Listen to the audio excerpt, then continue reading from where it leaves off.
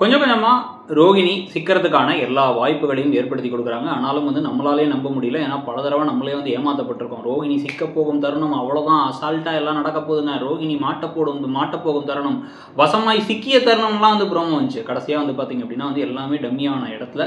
இதுக்கப்புறம் பார்த்தீங்கன்னா ஒரு பெரிய விஷயமா, ஏன்னா அவங்களுக்கு குழந்தை இருக்குங்கிறது ஒரு மிகப்பெரிய விஷயம். இதுக்கு முன்னாடி பணம் இல்லை அப்படிங்கிறதா சீட்டிங் கேஸ் வர முடிஞ்சிடும். இதுதான் பார்த்தீங்கன்னா எமோஷனலாகவும் ஒரு பெரிய பிரச்சனையை கொண்டு வரப்போகுது.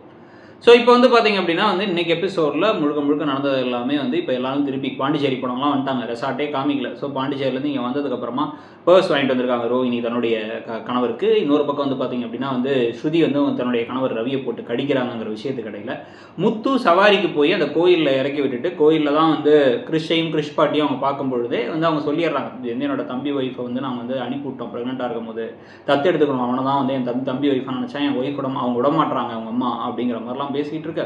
அங்கே போய் இவங்க கிறிஷை பார்த்து பேசும்பொழுது கிறிஷ் பேச வர மாட்டுறாரு. முத்துவை பார்த்தோன்னே குடுன்னு ஓடுறாரு.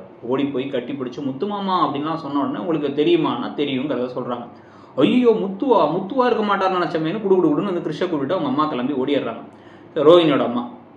இப்போ தான் பார்த்தீங்க அப்படின்னா அவங்க எல்லா கதையும் சொல்லிடுறாங்க. ஸோ இப்போ கல்யாணமாகி 3 மாதத்தில் தன்னுடைய கணவர் இறந்துடுறாரு. இவங்க ப்ரெக்னெண்ட்டாக இருக்காங்க. வீட்டை விட்டு இவங்களை துரத்திடுறாங்க. இவங்க தனியாக கஷ்டப்பட்டுருக்காங்க. குழந்தை பிறந்துருச்சு. இதுதான் ரோஹிணியோட பேக் ஸ்டோரிங்கிறத இப்போ முத்துவுக்கு தெரிஞ்சு முத்து மீனாவுக்கும் லவுட் ஸ்பீக்கர் போட்டு எல்லாரையும் உட்கார வச்சு இந்த கதையை சொல்லிடுறாங்க.